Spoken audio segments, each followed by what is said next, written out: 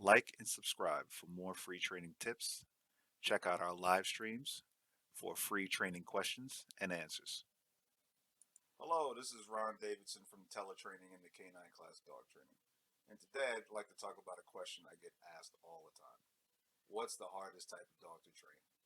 And really, it's always a surprising answer because it never has anything really to do with the individual breed. And that's usually what people are expecting to hear when they ask me that question. A breed, a tough breed. But really, it has everything to do with the individual personalities within the breed.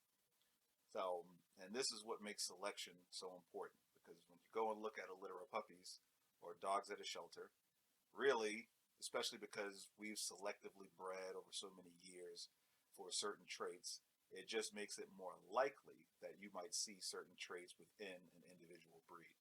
But it's not a blanket thing where you get only the same type of personality in every dog within a breed.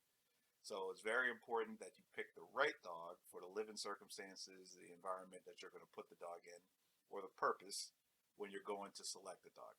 So if you're a person that's active and likes to go for hikes and runs and you want a dog to go out and retrieve with, then you want to pick a dog that's very active within the litter, very confident within the litter. Confidence being the most important thing always.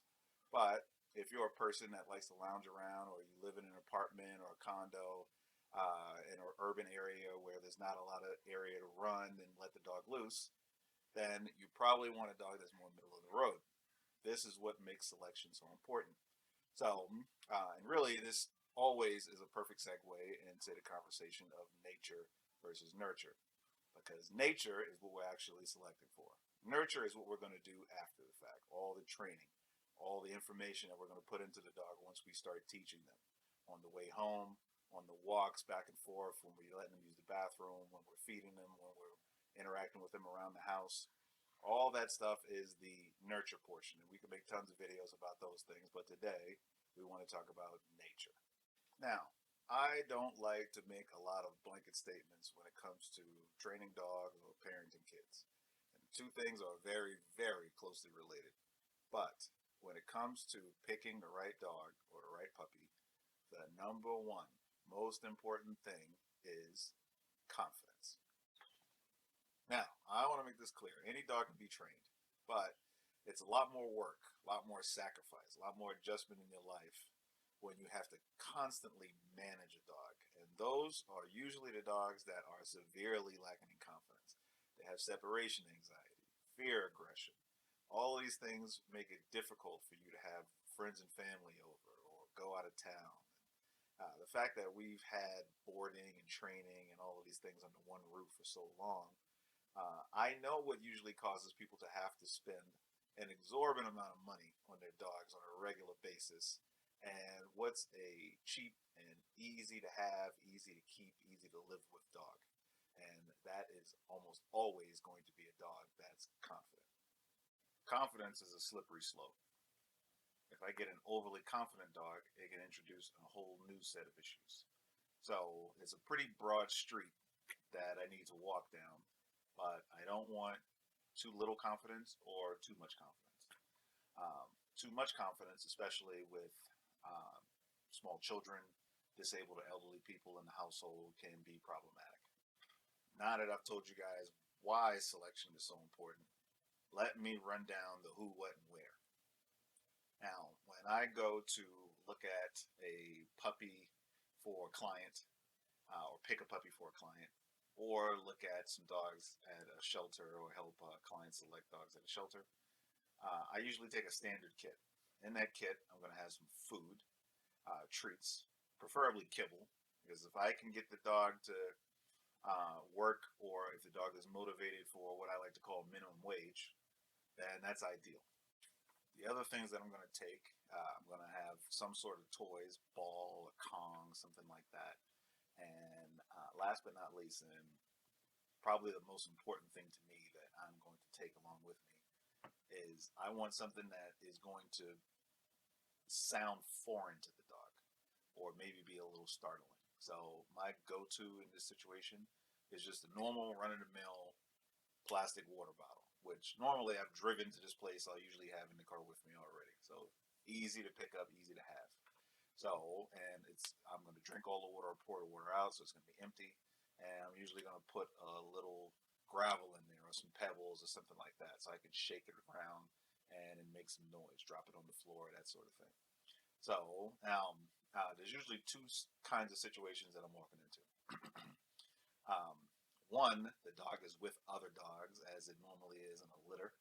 And then the other, in most kennel situations or shelter situations, the dog is in a crate or kennel by himself. So I'm only going to be seeing the dog by himself for the most part in that situation. Whereas in the litter situation, I'm going to get to see the dog interacting with its litter mates and maybe with mom, maybe dad. So, so I'm going to get a little bit more information about the puppy. So, but as far as I'm concerned, the more important part of the process is what I am seeing when it's just me and the dog. So when I'm watching the dog interacting with his litter mates, I'll go over that puppy situation first. Um, if I am really the only reason I ever look for the dog that is the highest ranking dog in the litter, or one of the highest ranking dogs in the litter, is if I'm going into some sort of working situation. I want a field retriever or a dog I'm going to use for security or protection work or sell on a contract or something like that later on. But most of you guys listening aren't going to be doing those kinds of things. So you're looking for a pet. So when I'm looking for a pet, I always want middle of the road. That's where I'm looking at. So I don't want the dog that's the most dominant in the litter, because when I'm trying to get the dog into daycare later on, or not that I would advocate for dog parks, but taking the dog to the dog park, those are going to be the dogs that are usually going to be more problematic because they're accustomed to dominating the other dogs that they are interacting with. So, and when they start to develop those kinds of habits, and that's their inherent nature is what causes them to even attempt to do this in the first place. Um, it starts to become habitual, and everywhere they go, they are trying to do this when they're interacting with other dogs, even when you're walking the dog on the leash, which is how a lot of that leash reactivity even starts in the first place. So, so I'm looking for middle of the road. I want a dog that is confident, and he's willing to play with the other dogs that are in his litter, but I see him roll over in his back, off of his belly sometimes. Sometimes he's winning, sometimes he's losing. That's ideal. If I see him, getting ultra aggressive when he's rolled over on his back, or I see him be very possessive, as in he's picking up toys and things of that nature and going off and lay down by himself, and when any of his brothers and sisters get close, he's defending the toys. That's the dog that you're going to see a lot of those issues that I see people dealing with all the time, with food aggression and aggression with toys and bones and things of that nature inside the house. So you see those things when a puppy is very young, 7, 8, 9 weeks old. You'll see it already. So I'm steering clear of those dogs. Now, the dogs that I'm also steering clear of are the ones that are um, either very, very submissive, or separating themselves from the litter. When I see those kinds of things, that's not an ideal situation either. I want something middle of the road, like I said. So now, the next thing that I need to do is I need to start to separate them. So I usually separate them one by one, and I want a little area where none of the other dogs are usually hanging out. So I'll scoop a puppy up, I take them out to that little area, and then I have my little kit with me. So first I introduce a little food. If the puppy is confident, he'll be running right up to me, following me around, trying to get what's in my hands. That's ideal. If he is aloof and just wandering around, checking out, sniffing the ground, and he's not really interacting with me, that's not necessarily a terrible thing. It's not ideal either, because when it comes to our nurture portion of things, the training, it's going to be much more difficult to train that dog, because he's more motivated by what he can find in the environment than what you have to offer. So you do have to do a little bit of work to bring him around and get him to start to concentrate on you. which isn't difficult because, of course, once you get him home, he needs you for everything. So all the food and everything that he's able to gather and accumulate and eat, he's usually going to get from you, unless he's running around outside and finding things on the floor, or if you have kids around and they're always dropping things on the floor, he's finding a lot of stuff on the kitchen floor then. So, but now when I start to introduce my toys and the ball or whatever, a little rag or something like that, some little squeaky toy, and I'm tossing it around, I want to see if he's interacting with anything or if he is uh, interested in it or if he's afraid of it. If I see him backing away from things or backing away from me, that's usually going to be an elimination for me right off the bat. Um, when I'm picking a dog for a client, I know those dogs are going to be a lot more work for my clients. And a lot more work means a lot more time and a lot more money and resources in order to train. But again, those dogs can be trained. It's just not the ideal training situation. So let me say that again. Now, last but not least, I want to take out my little bottle that we spoke about before, and I'll usually drop it on the floor or shake it up and toss it around. And usually, dogs are going to fit in any, especially when I'm introducing new stimulus like this. The dogs are going to fit into one of three categories. So I like to, you can uh, label them a type A, type B, or type C, however you would like to phrase it. But the type A, most desirable, for a working dog situation is usually going to be the one that actually approaches the noise maker, we'll say, right away and is jumping on it, interacting with it, biting it, rolling it around. That's ideal. So that's passing with flying colors. B is either aloof and recovers or is coming over and interacting with it and then leaving it alone. Not a big deal to them. That's ideal as well. That's great. So there's nothing wrong with that dog. That's going to, those types of dogs are still going to be easy to train. Puppies, still easy to train.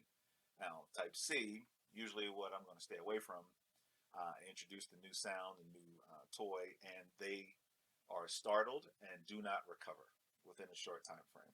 So they stay away from it. They hide in the corner if we're in a room instead of being outside. Uh, and usually they're going to do the same kinds of things with you. But some dogs are good with people and not so good environmentally. So what that equates to later on a lot of the time is a dog, and I have clients that have dogs like this all the time. I hear these described like this. Well, he's a great dog around the house, but when I take him outside, or when he hears a trash can or a skateboard or a garbage truck, I can't get him to walk or follow me. He shuts down. He's pulling me or dragging me back to the house.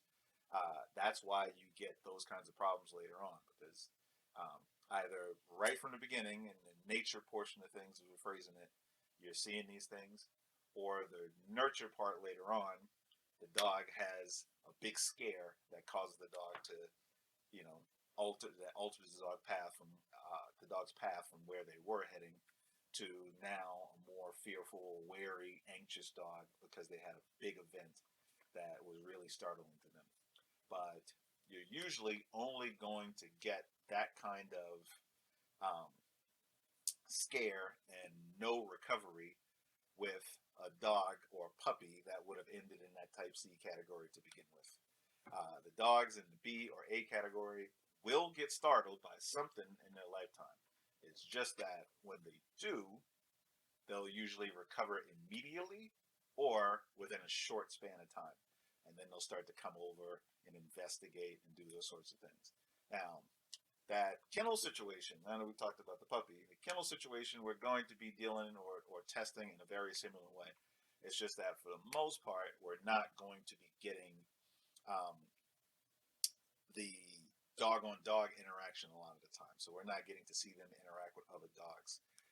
A lot of the times in those kennel situations, those dogs, or shelter situations, those dogs are there in the first place because they have those kinds of issues. So, and there is an added ingredient when we're talking about shelter dogs versus picking puppies out of the litter. With shelter dogs, of course, those dogs are usually coming with some sort of nurture already because they're a little older. They've had a lot of interactions with other people, other dogs, and you don't know what that information is. This is the problem um, that you have to deal with when you're going and choosing a dog from a shelter, which is, it's not the end of the world. Those dogs can be trained through their issues, but because you're going in blind, and a dog, much like it is when you're on a job interview, or you're interviewing someone, or you're out on the first date, you're not exactly a lot of the time meeting a real dog. You're meeting his representative. So after a week or two, and he starts to relax and feel confident around you, feel calm, then you'll start to see some of the things that maybe you didn't see at the shelter and were a little mysterious. But usually those behaviors were in there, but the dog didn't feel confident enough to show those things. There's a lot of the bad behaviors that we, would dislike or want to eliminate. A dog only performs when he's feeling like he is confident and comfortable in the environment that he's in. Shelter dogs have a little bit of an added element, really a lot of added element. There's already been some sort of nurturing going on. There's already been a lot of events, training, and information that's been inputted into the dog's brain. So, unlike with puppies, puppies are uh, more of a formatted drive. So, you're really getting them early on. All that they've learned is pretty much just been from the people that bred the dogs, their litter mates, and usually only their mom. Whereas with shelter dogs, they've had a lot of information already. So you're not really going to be seeing everything that you would see um, later on from the dog when you initially see the dog for selection at the shelter. You're going to have to wait a little while, maybe 2 weeks or so, before you really start to see who the real dog is. And if the dog is really lacking in confidence, then it might take a little bit longer. The most important thing is that you, right from the very beginning, upon seeing things that you dislike or seeing things that you like, you start to give the information necessary to deter the dog, or actually give the dog confidence in performing those behaviors. Like and subscribe for more free tips, and to get notifications on our live streams, which are our group classes where you can ask questions and get answers for free. If you're in the DMV area, look us up on www.thecanineclass.com.